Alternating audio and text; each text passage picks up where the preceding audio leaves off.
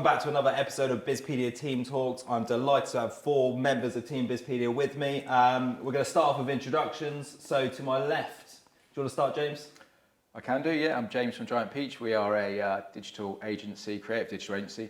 We create a strategy that drives growth, content that sparks connection, and user experience that converts. I'm Helen Freeston. I'm the marketing director for Para Smith, a full-service law firm. We've got 4 offices in Southampton and Winchester, and yeah, we've been around for 205 years. And it's looking good, mate. You look good. Yeah, thank you. It's a moisturiser. But yeah, no, there's not many areas of law that we can't help you with. Nice one, thanks, Helen. I'm Lee from Town and Country Communications. We're a small family business in the Bournemouth area. We've actually been trading 35 years, offering communication solutions, including like mobile phone packages, landlines, broadband, IT. And yeah, working with families, lovely, and yeah, we're enjoying the business at the moment. Hi, my name's Simon. I run and own an architectural practice called LMA Architects. We're a small to medium-sized firm, and we design fantastic buildings. Nice. Thanks, ladies and gents. First task done, intros. All steps are kept to script very nicely. Right, so the format is simple. Everyone's brought a question. Yeah. Behind the scenes, little chat with Team Bizpedia. What would you like to discuss, Mr. Butler? Well, I would like to know exactly what is the main benefit of business? What do you feel is the main benefit of owning your own business? Okay, Yeah. What is the main benefit of owning your own business? James, what do you reckon? That's a good question. Giving it some thought. There you go. Yeah, I think for me, it's probably around like freedom. And I'm not saying like the freedom to work when I want or travel anywhere in the world. I'm definitely not in that position. But freedom on choices. So choosing, I guess, what sort of business you are, what sort of work you do, who you work with, the people that you bring into the business as well. You know, you can work with these people on a daily basis. So being able to choose who you bring on, what sort of culture you create. So yeah, I guess it's around, just having the freedom to sort of make the business what you want it to be. Yeah, that really resonates with me. When I thought about that question, I was like, control comes to mind. I like being in control of my own destiny. Yeah. Do you know what I mean? That freedom to Just being in choose. control. Just being an absolute control freak. I think that varies though, doesn't it? Because it depends what sector of business you're in. Because if you're a client services business, you'd like to think you're in control of your own destiny, but very often you're not. So in answer to sort of my opinion on Lee's question, which is very good, by the way, mate, Thanks. is I think your perception of what the benefits of running a business are change the longer you're running it. So you go out with every intention and you think, I'll start my own business. I will have the freedom that you suggest from the beginning. And you soon realise that you don't get that freedom. It's all consuming, and depending on how much time you want to invest, that doesn't really change. You just have to sort of evolve with it and develop. And I think the benefits, when you get a better handle on that, there are a lot more benefits than sort of downsides, I think. What do you think is the main benefit for you then? Well, for me now, the benefit was from the start that I could start something that I truly believed in and had the opportunity to take it in any direction that I wanted to. You know, you have an idea, you can implement that idea, and you can actually put it into action and not be sort of restrained. As the business has grown and developed, my family life has changed, my circumstances have changed, which has allowed me to evolve and be more flexible with that as well. Whereas I think if I was employed and I started a young family, those stresses of that family would be, I think, increased if I was an employee, because I couldn't just, if something happens, drop it. Right, you guys deal with that, I've got to go there, or, you know, have that versatility. So my benefits now have changed, and when I started 7 years ago, so when I started, it was all about, you know, Being in the business. Yeah, being in the business, working on the business, growing the business, taking it down a path that I thought would be where I want to go. And if it didn't work, you learn from that and take a different direction. So, yeah, first and foremost, I think I could be fully invested. Now I can't be as much. Yeah. So yours has changed over the years. Oh, 100%. Your biggest benefit, and you're saying now your biggest benefit is flexibility, right? That gives you that flexibility. Yeah, I'd say so. And financially, you get the benefits that you can, work with. But for me at this stage, it's having that flexibility to allow myself to just evolve with my family. I'd go with that. 100%, especially having like younger children and thinking if I was like head down in my business initially, now, like my dad was when he started the business, he had to dedicate a lot of time to it, where like now we've got the flexibility that the foundations are there, you can then go out the office, you can go and do the football, you can do those things. Is that because the business is, and they're and more the mature process now? is set up, the process is there, the structure's there, the foundation's there, so Yeah. But that's not a given, that's just something you have to work towards. Yeah, but if then that circumstance changes, then Lee can be flexible to evolve with that. The same with me. Like if something happens, that might be catastrophic in the business, then you've got the flexibility, hopefully, of home life that will allow you to deal with that as well. Yeah. So the two work in balance. Okay, flexibility, freedom, control freak. Helen, I know you're working for, as you so eloquently put, 200-year-old business. Yeah. What's the biggest benefit for you for working at that organisation? Well, I think stability. See, when you ask that question, it's always been something that I personally have toyed with, whether I go out on my own as a marketing sort of consultant.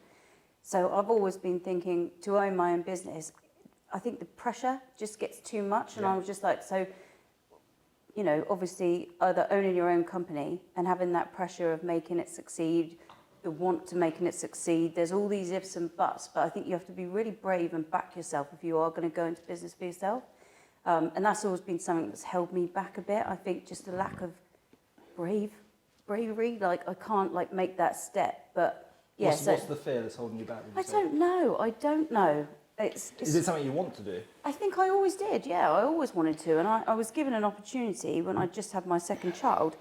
And I've just felt so like, no, I need the stability. I need that regular. Yeah. So if you are on your own, there's no one to pick up the pieces other than you. And then, of course, if you start growing, start employing people, then you feel that pressure of making sure that you get the business coming in to, keep them afloat. It's just there are scary. circumstances that will impact you at that point in time. Starting a young family, the advice I give anybody that's doing that is do not start your own business, because you're almost setting yourself up for failure, either in the business or the family side of things. Yeah. And originally I set up my business from the start was to have that flexibility to go, well, like Lee says about when the kids are older, if you can say, right, I'm going to go to watch that play or that football match or that Christmas do or whatever it is. Not Christmas do. God, if my kids are having a Christmas do, but like the nativity play. Yeah. You can just go, right, I'm going to go and do that. So it gives you that flexibility. It all stems back to being able to do that. Whereas you wouldn't have been able to commit to that because you want to be invested in the family. Having a stable home life to go set up a company makes it a bit easier, doesn't it? Could create a bit of overload. If you're trying to juggle two things it should just tilt the scales a little bit the wrong way. So maybe that fear that was holding you back will change because your children are older now, probably going to become less dependent on you. Yeah. But it's so circumstantial dependent. Everything has to kind of be aligned. Usually people that start their own businesses are so frustrated with working for someone, an independent or a corp, that they go, do you know what, I've had enough, so off I go. So there will be a factor that will benefit that situation where you go, right, now's the time, I've had enough. Because in your company, do you run a team? So you run your own time, you run your own team, you're responsible for your own decisions. And the budget. Well, you're running your own business. Yes. Big budget as well. Yeah. But there are a lot of other pressures that come with running a business. Of course. Yeah. I really agree about having home life and work life align, or the timing has to be right. Yeah. So I started Giant Peach before I had kids, and I had loads of time to invest in it. Right. Kids come along, changes the whole dynamic, doesn't it? And suddenly that business that was the most important thing to you is not the most important thing to you. Yeah. So you're having those two things aligned is super important.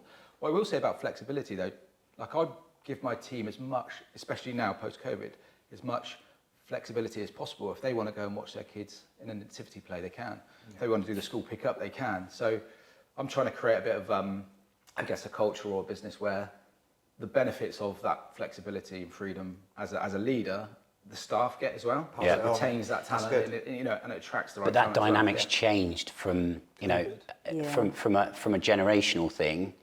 When I started in practice, there are so many other avenues we can go down about juniors and things like that and how they're treated and that learning curve and where you are on that run of the ladder. But as an individual, my sole purpose in a business, I wouldn't get the same privilege as a business leader, not a chance. You know, if I said, I want to take, can I have a half day here or do this, do that because I need some flexibility, that wasn't part of the generic makeup of being in business, whereas nowadays, it's very much that flexibility, that work-life balance. Okay. So on the question, Lee, your question, you have those answers? I love it, absolutely. Love so we've got it. a lot of Flexibility, flexibility. didn't we? Yeah, You really, guys love to really went some, didn't it? It was really question. didn't we? So It was the best. You've got your son a lot to thank for writing that question, yeah, mate. No problem at all. Yeah, he did. He wrote it on Friday afternoon. So At school. I said no problem at all. So. Lots of flexibility. But interested to hear from your perspective about being employed, stability.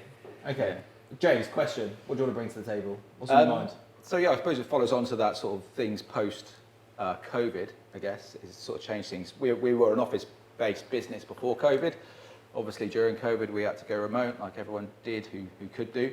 And then we kept the office. We had a lovely converted barn. You know, it was a lovely place to go into. We're a typical agency, you know, pool table, table tennis, all that bullshit. Lovely. But it was a great environment. You know, created a really good culture. And we kept the office post-COVID for a long time. And people came and went. I didn't force anyone back for a certain amount of days or anything like that. And November last year, we finally shut the office and we've gone completely remote. So what I really want to understand for you guys around the table is, you know, how do you see the future of the company office? Helen? It's a funny one actually because we're just about to have a massive refurb of our main office in Southampton, and it will be all open plan. The desks are all going to be, you know, allocated to whoever wants to be in it, and it's really sophisticated stuff. So if you log in with your like access code, if you are one person that likes to be standing up at a desk, the remote working desks are just going to basically adapt or change because of the card as to exactly how you like to work. Yeah. Okay, so let's just rewind quickly, James. Quickly on your culture at the moment. So you're completely remote first, right? No office, everybody working digitally. Okay. Yeah. So Helen, what's the current policy at Paris Smith in terms of working from home or in the office? We've been advised to do 5 days over a 2-week period, be in the office. Okay. My personal opinion is I don't think it works particularly well because we're losing all of that culture. Yep. And especially for the junior lawyers, they need to shadow the more senior lawyers to learn what they're doing. And there's a real gap there now. You've got 2 years of where, you know, everyone's been forced to work from home. I think it fast-forwarded the legal sector really forward. You know, like everyone knows how to work Zoom now. So all it's done is freed up the geographical restrictions of a law firm. Like you always had to have your law firm on your doorstep. Well, you don't anymore. So that sort of opened opportunities, but also some challenges and threats. Have they got rid of the fax machine yet? Because that's really frustrating. We have, and actually DX is going as well. But I think what will happen is, like you've said, we don't need all that office space anymore because we are doing a half and half, and I don't think that's ever going to change. Okay, so you're saying half and half at the moment, And 5 days in every 2 weeks. Yeah, and it wouldn't surprise me over the next sort of 5-7 years that we reduce our 4 offices to 2. Okay. And it just be a... So do you, in terms of James' question, do you still think there's a place for the office I do for our... business? For legal, yeah, I do. I think we need to be... We're a service. We're not... But I think that they need to learn from each other, and I don't think you can do that completely remotely.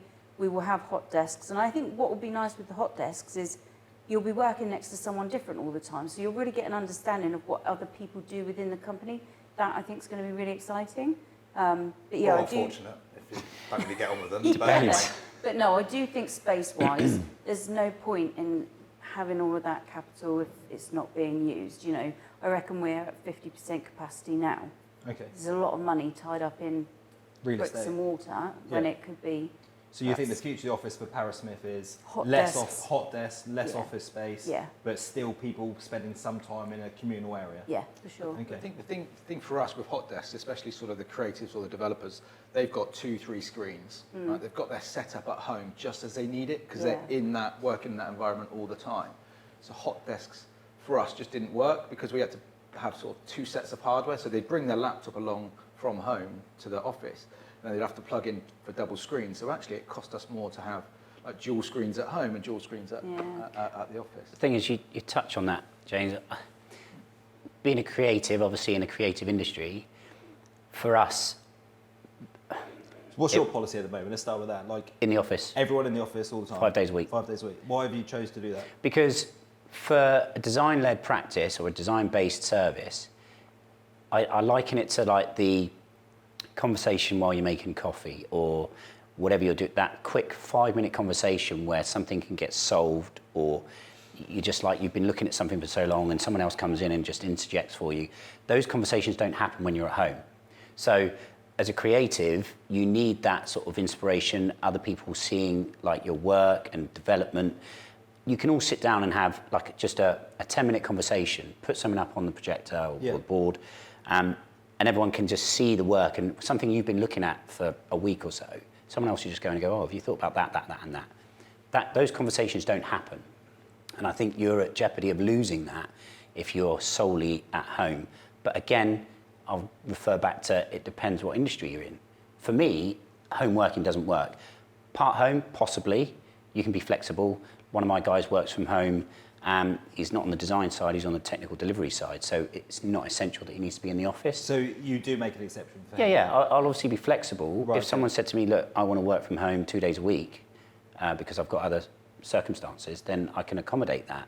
But I do feel that from a design side and development side, we would struggle because, certainly I don't need to be in control of the different teams, but it's more about the development of the design, the process, and the delivery for the clients, that are they getting the best product. Okay. So at the moment, I'm just going to stay with this part of the conversation start, and then we can break into like the office and the whole like shift. But we've got completely remote, 5 days in 2 weeks. We've got pretty much full time in the office. Yeah. Lee, where are you at? So I personally, we've obviously got customers coming in occasionally, so we still need kind of a shop front because we can meet them outside the house all the time, it's very enjoyable, but I'd rather just them come to one central point and we can look after them, we've got their mobile devices, other kind of devices that we need to mess around with. So ideally the shop as a place, it's not necessarily for new customers as such, but it's just for existing customers that need our support.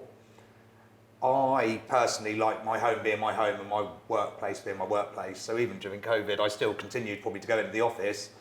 And I had a 5-year-old anyway, so the idea of him letting me work was just beyond. I mean, I had a great time with him, don't get me wrong. When you were off, and you have some fun. But when you're not off, that kind of gap between home life and business life for me is really important. When I'm driving into the office, me personally, I know what I'm going there to do. I'm going to get my job done. I'm going to be focused. I'm going to be on it. I could genuinely slip into bad habits myself. Being a business owner, I could truly just do less, no problem at all. I'm fine putting the TV on, watching football all day. I can do it. But that workplace just gives me my direction, my drive. And also, when I go home, I feel like I'm going home. I don't like the idea of my home being my work. I'm with you on that. I have to do a tiny bit of work at home. Yeah, okay, I'll fire the laptop up in the evening. I'll do something here and there if I need to. But I don't want to feel that that's blurred. I don't want to feel that blurred. Yes, I need to be defined. Yeah, 100%, because I think, so when I started the business, like all small businesses, you start from home. So for me, the aim was to get out of home and get into an office, or get out my garage at the time and into the office. So that idea sort of became paramount, that I needed to do that to understand what was home life and what was work life. Was, my girlfriend, who's now my wife, we were having a conversation. It was 10:30, and I said, I'm finishing early today. She's like, it's 10:30. But because you get so used to just getting up, going to the desk, working, getting some food, going back to work, that definition of what is work and what is home becomes very blurred. Yeah. So it becomes normal that a normal day is 14, 16 hours. So I'm like you, that transition from going from home to sort of download the day, whether you go to the gym then or whatever you do, is quite important. I mean, how do your guys find it? How do you monitor what they do then? Not in terms of like, are they working? Have you got cameras? But have you got a system in place that says, they've done allotted Got cameras hours. in all of their rooms. Cut that out, cut that. They're all signed to it, they just don't realise. No, but it's nice. But we've got some, obviously, I prefer to be in the office all the time, to be fair, as well. I'm saying to the team, actually, I want the whole team in on 1 day a week. Yeah. But it's this whole COVID shift attitude, so, haven't it? You look at like Apple and Apple, Disney, everyone was remote working. And now they're trying to get there, now mandating that people come back into the office. Yeah. Yeah. So it's very interesting on this. I think it's more fun though as well. It's more fun. If you've got people with you, I can't laugh at myself necessarily, even though I do. I reckon But you could. Yeah, I could. But you can bounce off people. You can have more fun. You can interact.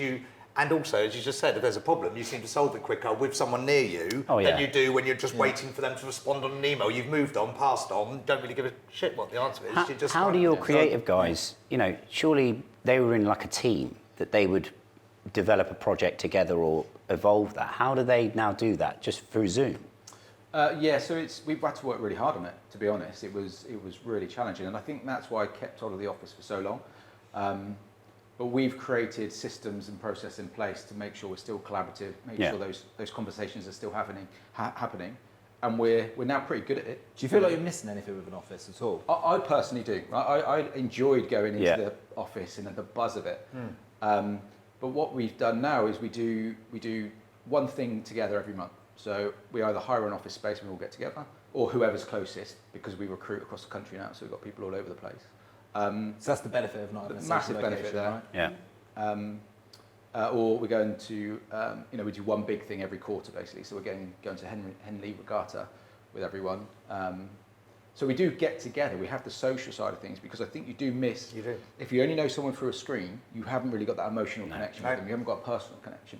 So we bring people together to make sure that everyone's a human, right? So if you get annoyed with them over screen or just over messaging or whatever, they're just at the end of that call. Whereas when you meet them in person, But have you found the culture's changed then, and that ethos that you probably worked so hard to build up, that gets watered down, I feel?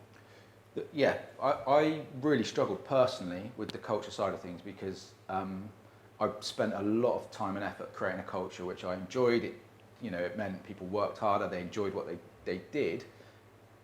But I've just accepted it's slightly different now. Yeah, you've got to It is, yeah. And there's no way I could force people to drive 20 minutes, half an hour to an office, to sit on a computer online for 8 hours to drive back home when that could be done at home. And I've got guys with young families and watching their kids come onto video calls and them spending more time than I ever did with my young children, and I love that. I think it's great. Definitely sector driven a bit, isn't it? It's definitely sector driven, or what your company is and how you see your company and who needs what the slot. It's definitely different for everybody, 100%.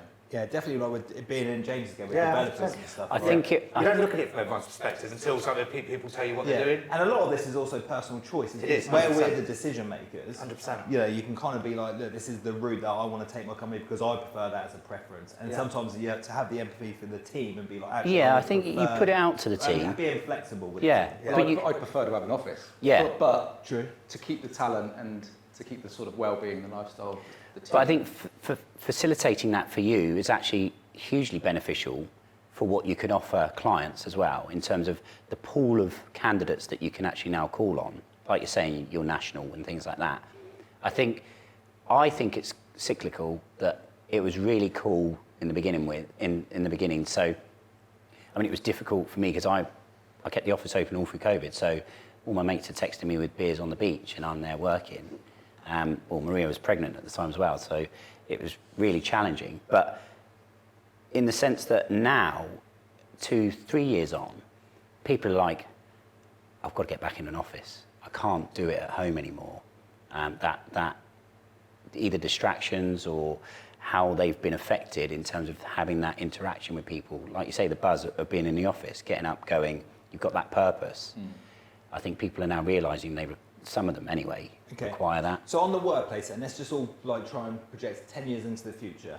What do you reckon let's just have a little guess on your question. What do you think? Can I have the lottery numbers as well? What do we reckon the modern workplace will look like? Just flexible, me personally. Flexible. Just trying to cater for people's requirements, but also trying to ensure that productivity is kept at a reasonable level. I think everyone's going to be more flexible. I can't say you can't. I don't know. Yeah, you I think it's interesting because there are some schools and stuff all across the world now that do lessons online, don't they? And I think that's damaging for the kids because it all depends how socially that is going to affect you. Because the damage for like kids doing sixth form and things like that didn't have that exposure and things. So I think that was during lockdown, right? So they couldn't go out. Exactly. So, but I don't know whether that's going to have an adverse effect on how people view the workplace now. Because if people get used to just having this work from home and that becomes normal, that definition of work, going to work, being at work, is assigned to being at home. And I think it's like you say, it's a very dangerous place to be because there isn't really a definition. Helen, 10 years in the future, what's the workplace look like? I don't know. Part of me thinks it's going to do a full U-turn and everyone will be back in the office.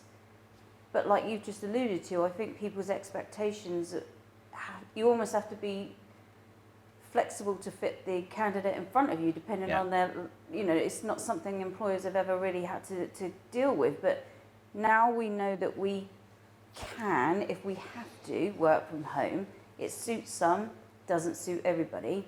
I don't think, because we've done it for so long through the pandemic, you'll ever be able to get back to what we saw pre-pandemic. Mm-hmm. I just don't think so. I think it's all going to come down to talent, and you will do as an employer what you need to do to suit them, to keep them.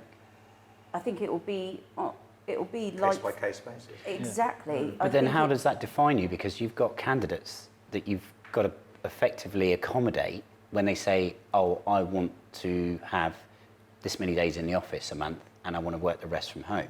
Yeah. So how are you, back to control, I suppose, how do you define that? Because then you're bending to their will. Well, that's a choice, isn't it? I guess if you want the best candidate for the job and they say, look, I need to work this way to...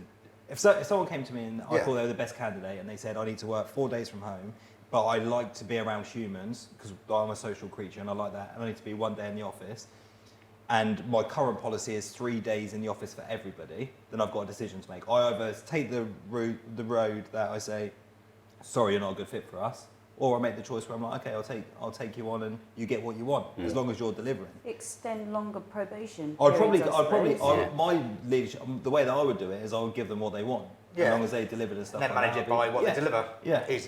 yeah. Fine. I think if you think about the future, the way you're describing it is working from home. It's remote working.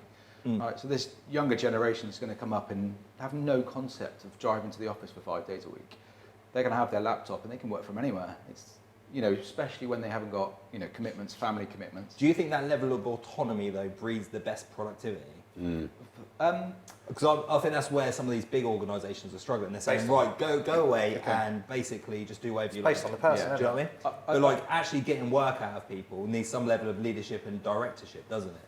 Do you know what I think? Yeah, without a doubt. And I think being a relatively small business, you can, if the work's not being done, then everyone can see it, right? So everyone feels the pain within the business. But I think that level of autonomy is a good thing. I think we give people the tools, the framework to do their best job wherever they want to do it.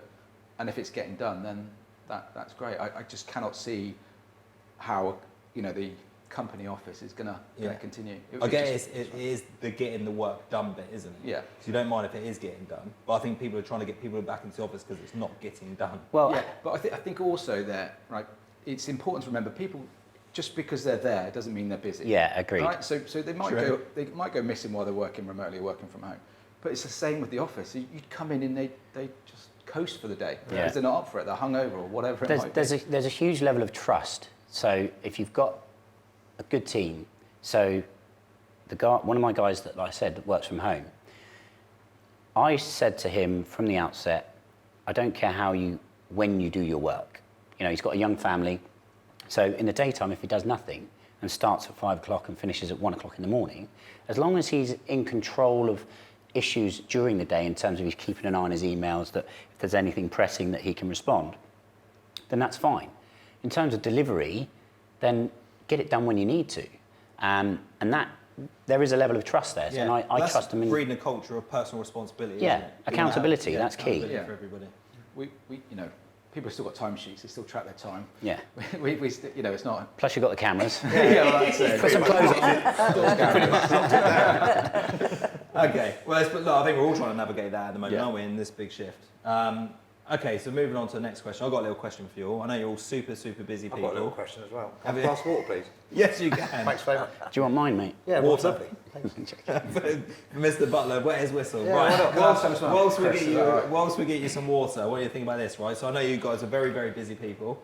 When you get home after a stressful day, what do you do to relax and unwind? What's a go-to thing for you to take the edge off at the end of the day? It depends on the scenario, because the stress level could go even higher. Bring a 3 and a 1.5-year-old to you, yeah. But no, I think Is that so. why you go home at 9 once I'm in bed? Yeah, pre-children, it used to be the gym, or being active, playing a lot of sport, things like that. So you can download that 2 hours or whatever of your time is just getting rid of whatever stresses were in the day. Now, obviously, the dynamics changed, and whatever, believe what Lee says, I do get home before 9 o'clock. Not that you know, anyway, you weirdo. Yeah, you would. Come on me. I'll look for your phone. Yeah, it's actually quite enjoyable because now the days are a bit longer, the boys are up, so we'll go and play in the garden and we'll go for a walk or whatever, take the dog out. So that shift change has happened. Okay, so. nice. So yours is spending some time with the family. That's Yeah. where you unwind now. Because again, it goes down to that time factor, because I'd love to just still go to the gym, but that's not achievable. feasible, It's not no. reality, no. Mr. Reed, what about you? How do you unwind after a busy day? I like to cook, so Okay. that sort of removes me from looking at a What's screen. your go-to dish? What's my go-to, Josh? I don't know. What is Nothing. Hello Fresh. So I follow the instructions. Whatever's on that 7-day week. That's it. That's a good product, that. I like It's a that. good product. Yeah, no waste and Yeah. There are other Very brands out there, I'd just like to point out. Although if you want to give me some free stuff, Hello Fresh. Little ambassador. Yeah. You know HelloFresh is getting linked in when he puts this on LinkedIn, isn't it? yeah. Tag 'em in. Free gear. They should be sponsoring the podcast. Yeah, so yeah, like to cook, but anything that really takes me away from the screen, so I like to play with my kids. Although, you know, if I'm doing the school pickup, it can be quite hectic for the first like half an hour, 40 minutes, because they're quite needy. But all the normal sort of stuff, really. I get to go to the gym during the day, so I normally go when it's quiet. The benefits of remote work. Well, that's it, you see.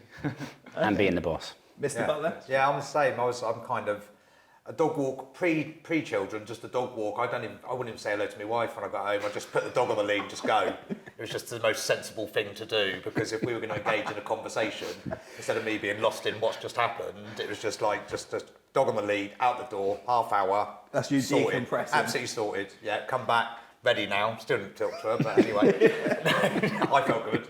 No, so that was definitely important. But ultimately, definitely now you've got children, obviously then just engaging in them, you know, obviously he's got football, I still play football twice a week, you know, that gives me my little bit of exercise, so that helps. But, you know, doing stuff with them, that's you get that enjoyment, you know, like I'm enjoying watching him enjoy himself, and I can relate and I can still do similar sports to him, so you kind of feed off that a little bit. And it's not like you're living life through them, but you're kind of living life with them. And that's important, you know. Suddenly I'm playing computers again, you know, Donkey Kong's back in my life, Mario Kart's full on, you know. I just watched the Mario movie, best ever, like absolutely it put that 90s film with Bob Hoskins completely right. I've been relieved from my pain of never getting the Mario I ever wanted, you know. So yeah, it's definitely kind of, but then also sometimes it's just sneaking off and just watching something on your own for an hour and just taking advantage of your own time in your own space, because I think sometimes you have got something to go into constantly. Yeah. And I think sometimes you just need that little bit of time out, and you know, me and the wife don't necessarily watch the same stuff, so that kind of helps us go off. What do you different like to directions. watch? Oh, just anything that's quite brutal, barbaric, you know, got some kind of just messy, basically. Anything messy that's easy to follow. Give us a recommendation. Oh, I was watching that Last Kingdom recently. Just started that. Yeah, Really I've got addicted. I'm lost. What's this, Netflix? Yeah, I keep on sneaking off at the moment. I kind of watching one before I go to sleep. I'm staying up later. I'm coming out of the house with my sword, thinking I'm in some kind of Viking time. I don't know what's going on, so I need to just rein it in. But I'm nearly at the end, so hopefully before I lose myself and think I'm like some kind of Saxon or something, I just need to get back to work this weekend. It made me feel like I was truly out there again, So yeah. Just having your own little bit of time to yourself. Your own time. I think it's important. Yeah. Yeah. It's very saying, because I like, my go-to is The Office. Yeah. Or Extras. Yeah, okay, yeah, I love something that makes you laugh. Yeah. Yeah, that's fine. I mean, I like laughing. I just prefer, Random messy killing. Yeah, and I prefer thinking, wow, that was. Now we all do it in a much more polite way. We just take land and money off people in a slightly cleverer way. Back then it was just. That's called a government, mate. Yeah. Okay, fine. Yeah. Whilst start that one. Whilst we're on this, we'll do some TV recommendations. We've Yeah. done The Last Kingdom, The Office, Extras. James, what's yours? If you're going to watch a bit of telly. If we're going to watch a bit of telly, what have I been watching recently? So I've just started The Last Kingdom. Yeah. I'll let you know where I am. I'll let you know what's going on. No. What did I finish? I love Ted Lasso. Yeah. Oh man, that's so good, Absolutely isn't it? love Ted Lasso. Yeah, I think it's my favourite thing. It's such feel-good TV. It is. You come away emotional roller coaster, but you do feel good at the end of that. Helen? I have just started watching The Boys, which is like... no, it's great. Yeah, it's great. I- On Prime. Literally, I'm the third one in and I'm hooked already. There's a couple of seasons. But yeah, it's about superheroes that are just a little bit wrong. It's amazing how It's- much the See You Next Tuesday Yes. is used. I couldn't believe Opening it. scene, you're Yeah, like, but even wow. when it starts, this is like 18 plus. Yeah. And I'm like, whoa, this is serious. There's always a health warning at the beginning. Yeah, isn't there is. And they So- need it because it gets even crazier. Yeah. They keep. I don't know how they push the boundaries, but very it was. good. Yeah, I really enjoyed it. Yeah. Yeah, they did it. They wowed me. They were like, whoa. Yeah, what's that? it is addictive. So yeah, Yeah. I see some late nights coming up. Nice. So you got The Boys. What about you, Simon? Any go-to? Generally sport. I just, get home. It's football, golf. or- Can't watch Saints match last night. Oh, Oh, I found that hilarious, What was the but- score? it's 4-3. 4-3. We lost. Oh, dear. Again. We're going down, aren't we? Doomed. Yeah. Yeah. Bad. Okay, so let's get this back on track. Helen, what do you do? We've got cookery, we've got, the kingdom and spending time, the dog walk. The dog walk's what are you in terms of unwinding at the end of the day? It very much depends on how many children I've got under my roof because I'm now a merged family. So I've got my 2 plus 4 others. Wow. So it depends. If we've got the children, I don't switch off because I've got to cook for 8 people and dog walk and washing and laundry. So it just doesn't, there's not a switch off. However, When you obviously, don't have the kids. being divorced and it's on my own, I will have a bath. I love a Netflix series to binge. I love The Chase at the minute. I do enjoy The Chase. Who's your favourite chaser? Oh, I don't know, probably Dark Destroyer. But yeah, no, I love it. And actually, when I answer things, I feel really proud of myself. I'm like, yeah, I do that. I got it. Maybe I could have a go. Right, that's the next shout out. We want to get Helen on the chase. As well as Hello Fresh sponsoring, we want Helen on the chase. Well, it just Lee, maybe what do we want to get you? I don't know. I was just thinking maybe you could go on a house swap or something, and then maybe go to a house that hasn't got any children or anything, Yeah. and just enter into that, Yeah. and then you get a little week off. Quite a good idea. yeah, that does sound nice. Yeah, no kids. But no, just, I love cooking. Gusto's also available. Yeah, I'm a If- Gusto. We yeah, were a Gusto. I gang, used to have Gusto. But no, I love cooking. I love cooking, putting some music on, my favourite tunes, glass of red wine. Nice. Perfect. Lots of cooking, lots of walks, lots of TV. Music's a And spending massive Music's time very outlet. with music. Yeah. All right. Actually, as I'm just like shooting some questions, favourite band? Oh, wow. You can't pick At the one. minute, I have to say probably Linkin Park and Green Day. Okay, I'll let you have 2 then. Thanks. Okay, James. God, that is a difficult question, Josh. Who am I listened to You're a very capable young man, so I'm sure Arctic you... Monkeys on the way over, getting me in the mood. Yeah. They're early stuff, not the latest. Okay. Rubbish. So yeah. Okay. Mr. Butler? I'm a bit more 80s driven, so yeah, I had the privilege of watching Duran Duran at Isle of Wight Festival last year, which was nice. A little bit young first time round, but I'm just kind of catching up. So anyone I can kind of see that I potentially wouldn't have seen between 0 and 10, that's kind of where I'm at the moment. And a good old DJ every now and then, just to make it happen. Yeah, For a good old night out. I A rave. do like proper listening one. to Yeah. to good bands, but mainly I listen to house music. So if I was to pick a band though, Oasis have always got to be in there. I mean, 100%. But like you, Arctic Monkeys, Kasabian, I've been seeing a few times, so yeah, variety, eclectic range. If we're going on this morning, we were listening to Elton John in the car as I took my son to nursery. That's his new favourite, so I'm still standing, power on kind of thing. Like it. Right, let's get this podcast back on track. So next Honestly, question. mate, he loves it. He loves it. He associates Elton John with Daddy's car. Yeah. So, Daddy, can we go in your car to listen to Elton John? I'm like, mate, you can listen wherever you want. We were listening to Bonnie Tyler, Holding Out for a Hero, and then it was on the Mario film, and Teddy just looked at me going, Dad, Dad. I'm like, yes. Yeah, that's how it works. Nice. Okay. Second chance. Let's get this podcast back on track. We just want to have a little moment. We're like that, Elton John. No, I love it. I really do. Yeah, crack on. Right, Helen, what's your question? My question is, what are some of the most important qualities of a successful leader? So what are you looking for? You're looking for traits or like, what do you want from us? Traits, 3 words? personalities, like what do you think has to be in the DNA of a successful leader and why? Like, they're obviously, I think you're either born one or not. And I just wonder what it is that you see. Okay. I'll dive in because I'll dive in. Do you want it? Yeah. Yeah? Hit us. So mine has changed. Initially, I thought that everyone needed to be the same as me. I thought this is the ultimate, this is how You things are the should, ultimate leader. This is the ultimate, this is how things should be done, this is the way things need to be done, this is the way people should be. And I think initially, as going through that journey, I kind of always, we're looking for that from everybody, especially being my brothers as well. That's quite close to the line because you can have a slightly different conversation. HR doesn't really exist in a family business, so you can go places that you're not going to get dragged over hot coals, but then you can also push the boundaries of the personal and the business relationship.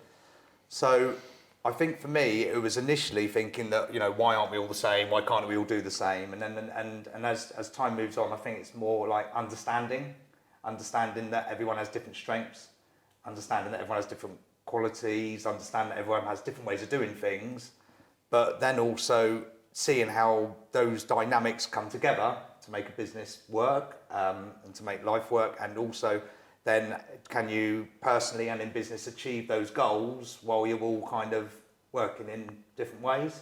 So my biggest thing personally is understanding. I think understanding is even more important now because obviously as you grow into having a family, as the business has changed through COVID, as everyone's got different wants and needs as life moves on, understanding is probably the most important. Most important trait of being a leader. 100%, because then you can kind of, it's weird, you want it all to be done a certain way, but you can achieve things in different ways. You can still achieve the same goals in different ways, and you can get the best out of people through them being more empowered and them having that kind of flexibility and that kind of choice. So if you don't understand what people require and you don't understand how people still achieve those goals, then you can end up kind of locking horns and actually causing yourself more stress actually, and causing more upset within the team. So yeah, I go with understanding. That's mine. Okay. Yeah. Mr. Reed, what do you reckon? Most important traits of being a leader. I mean, there's a few, right? I think. But do you know, I always remember when I got this job straight out of university at a display company, like exhibition company. I was a graphic designer, and I got quite involved with the owner of the business on, brainstorming ideas, coming up with solutions for problems. And I always noticed when he told everyone about these ideas that I'd had, he'd always say they were his own. Wow. And I sort of got that comes with the job, but it didn't really motivate me. It didn't make me want to come up with any more ideas. So when I started Giant Peach and I started employing people, I wanted to make sure it wasn't all about me. So sort of, putting the spotlight on people, letting them come up with ideas, giving them the recognition in front of people. Yeah. So I guess, that the personal humility type thing. Trait. Yeah, Okay. yeah. Good. Simon? I think, touching on what James says, you've got to be diverse. You've got to be able to, be broad-minded in the sense that times have changed. So whatever environment you come from has an effect on you, either positive or negative. And it's about taking those experiences and developing them and making you aware of the situation that everybody comes from a different background or a different set of circumstances, that you've got to be flexible and diverse enough to be able to accommodate that and then lead by example. I think that's a key. Like, I like to be, if anybody can say, oh, you haven't done that well enough or that well enough, I'm like, okay, that's fine. That's your opinion, so why am I not either pulling my weight and how can I improve? And I think that's the thing is, as a leader, you've got to learn to improve, make yourself better, but also surround yourself with better people.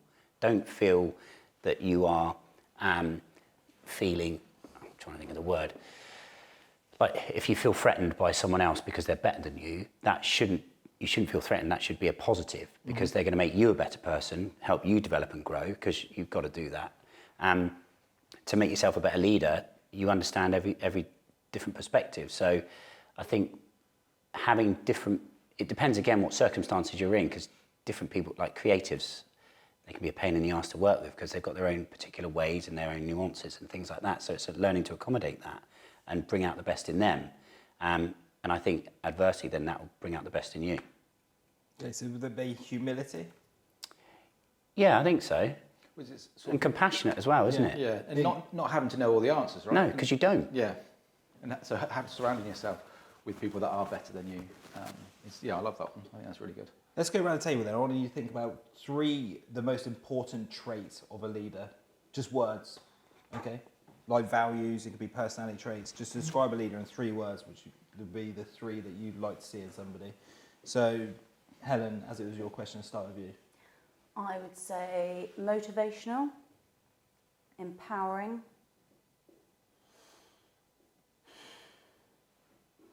Oh, I can't think of another one. Come back to me. Let's do 2. Should we do 2?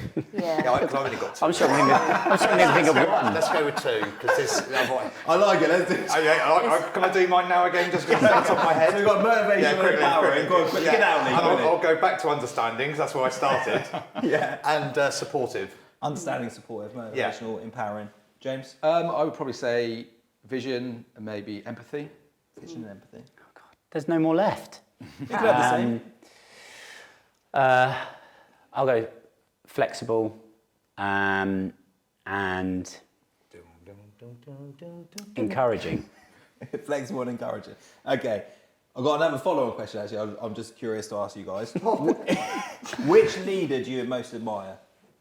Okay? So think about, globally, historically. I was going to say something really bad. Which about leader, Just do it. No. Which leader do you all most admire? Leader. Who comes through? So at the moment, I would say, for me personally, I'd like Ron DeSantis, who's the governor of Florida. I think his way that he dealt with COVID and I like him because he knows his mind and he has the courage to follow his own conviction. And I like that about him. So I think he's probably the leader at the moment that I most admire globally. So, and I think he's going to run for president, actually, which I think would be a good thing for the US, up against Trump. So yeah, that would be the one I most admire at the moment. James? I would say Steve Jobs, but he had his Flaws. issues. Yeah. Lots of flaws. But I think what I really admire about him is sort of taking the team on that journey. So he made impossible things possible, and he took a load of people with him on that journey. And then, he talked a lot about the journey as the reward. So it was tough, it was hard, and some people hated him during that sort of process. But they ended up creating things that have changed the world. So yeah, probably. I mean, he did have his flaws. But that cool. part of it really. Steve Jobs. Helen? The one person that keeps on coming to my mind is the Queen. The woman went through so much behind closed doors and not so closed doors, and yet she was always constant, And it must have taken some serious balls to do what she did and stay constant throughout all the turbulence that she must have been suffering inside. But she always turned up. She was always there and present, no matter what. And calm and steady ship. So yeah. Okay, Queen. Mr. Butler. I think if you look at the Man United manager at the moment, and I'm not a Man United fan, so I've got no allegiance to him whatsoever, but the way people like him have dealt with potential bad apples, I suppose. He had somebody who was, top drawer, got a really good history, unbelievable player like Ronaldo, and to make a decision to remove someone like that from a team because it wasn't beneficial to the team, or even though he had exceptional everything, it's quite a big decision to make, and some people would have probably just kept it going just because of his presence and all that, but he kind of made that kind of decision to remove him from the team, which then brought obviously it must have built some kind of togetherness because the teams performed better without him than they did with him, but to actually be the man to make that kind of decision, that's quite a big thing to do. So probably someone like that. I think he even sent obviously a really expensive player away, like Sancho, away for like 2 months back to Holland to go and, you know, sort out whatever he needed to sort out, and then brought him back in a better place. Some of these decisions, they're not necessarily what you want to do, but they're sometimes what you have to do. And I think Making the tough calls. yeah. So he's just that's an example. Not That's a great necessarily, example. it's not necessarily, you know, but No. he did it. Yeah. So yeah. So I think you kind of stole my thunder a bit. Sorry, but mate. no, it's fine. And I'm going to go with leaders. So from a sporting perspective, because I watch so much of it, I think sort of football team managers like Pep Guardiola, Jurgen Klopp, Mikel Arteta, all these people. Definitely not. But that's a prime example. That is a prime example. And so football managers in it's particular. not a good response for Frank, that is it? Everyone. No, everyone but, laughs but then. the point being is that how, as a leader, you get the best out of so many different personalities. So they have a mammoth job, like Ten Hag making that decision to remove Ronaldo. Everyone's gone, oh my God. Everyone knew it was the right thing to do, and he had the balls to do it, because it was for the benefit of the entire team.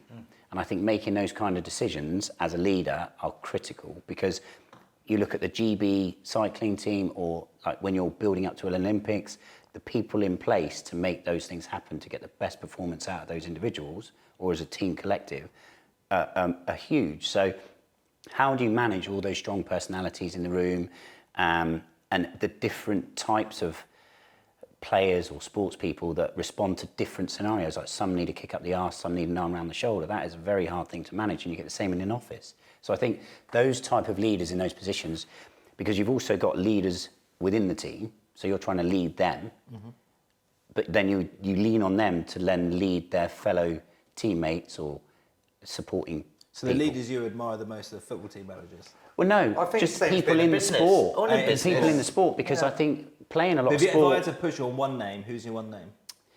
I hate to admit it, but there's no one been better. Sir Alex Ferguson. And as a Liverpool fan, that pains me. But what he did with that team for so long, with so many different players and so many different strong characters, no one's ever done that before. Okay. You know, not even Pep, and he's probably second on there. The eclectic mix of leaders we admire there. 2 Man United managers, Ron DeSantis, the governor, the Queen, and Steve Jobs. Appreciate you sharing. Right, last question And then. Frank Lampard. I am a Chelsea fan as well. So. Someone's got to be, I suppose. Simon, last question of the day. What's on your mind? My question to everyone would be, how do you define success? And that can be as an overall in terms of business and personal, or what allows you to be successful, or how, you know, in terms of whether it's monetary or time and things like that. So. Okay, Helen Freeston, how do you define success? I think when you can, hand on heart, say you're authentically happy with everything, your whole work-life balance. For me, it will be having a house in Spain and a house here, you know, just health and happiness, you know, seeing your kids grow up, doing a good job, doing well at work. Yeah, I'd say that's a successful outcome, to be happy, genuinely, authentically. Okay. Very good. James, That's a good answer. follow that. Yeah, right. I thought this was a good question actually, because I used to I used to have my goals written down, and I used to look at them every day, maybe multiple times per day, and it would make me miserable, because we look at them going, well, I haven't achieved that yet, or I'm way off of that, I'm never going to achieve that. Although there's be stuff I tick off still. And I think what I was doing, they were just consuming me, and I still have my goals and I still want to sort of achieve certain things, but actually success for me is being happy or just being content in this moment right now. You know, those goals might happen, they might not, but every moment that I'm sort of existing in, should I say, just being content in where I am right now is sort of how I define happiness or success. Lee? Yeah, I mean, I was going to go down the goals road, and goals, I think they're important, but I just don't think you should put a time frame on them, because they can still be achieved at some point. And again, you have to be flexible around it, because you can't control everything. So therefore, you know, if you don't achieve it, then there's no point worrying about it. I think that comes with age again, and comes with different things coming into the mix. You know, when I was like kind of single, my only driver at the time I thought that made me happy was actually money and flipping and holidays and all these big things that required that. And then actually when I look back at it, when I was potentially earning quite good money, I wasn't as happy as I was then. And then that happiness changes and those goals change when you get to introduce family, that changes. And I think you should still strive for stuff, because if you don't, then it kind of gives you no kind of focus. But at the same time, you just don't put pressure on yourself. You know, if it happens now, it happens later, or it doesn't happen at all. It's good to have, but I just don't think it's something to pin your whole time on. You know, it's time. I think everything for me is all about time. Not making, everything doesn't require things to be done straight away. Things need to be done, but they can be done in different orders. You can achieve the same things, but you can just manipulate them differently. You don't, and I think initially you're trying so hard to do everything, and you just don't need to do that. So for me, success is just, like you said, kind of going in a kind of like sensible way, a sensible approach towards everything. But kind of pressure exists, but you just got to work out how to try to move it about a little bit and still achieve good things, but just not you don't have to get there straight away. I think and success doesn't need to be managed by goals, but it doesn't have to be exactly what you Relying on them. No, not at all. No. The answers you're expecting, Simon? Yeah, I think. Why'd you ask then? Well, I knew that. I'm just clever. What's the point? I've got James's camera set you up. needed You've all been help. practicing your I answers. thought you were coming here for help today, not looking for us to already know what you knew. My definition of success is time, because you Want to have more of it? Well, you can never have more of it. You have the time to be able to do stuff and be present. So I think, in answer to your question, if you have that house in Spain and the house here and the time with the kids, financially you're stable. So financial freedom gives you time. So the definition of success is your goals will change, like yours did. You set your goals. I still agree with you. You need those goals. And I don't see an issue with there being a time limit on them. Because if that time limit's whenever, when are you going to go, actually, I'm not striving to get there? Or where do you want to be in 5 years in your business? The age-old question. In 10 years, what do you do? Well, that's a time limit goal. But I think if you are successful enough in a few areas, having the time is key, because you can't ever get any more back. But I do think there are other parallels that run alongside that I don't think, if you're financially stable, like for example, you're mortgage free and you've got the house in Spain and you can take 6 months off a year and still be on a good salary. They all intertwine.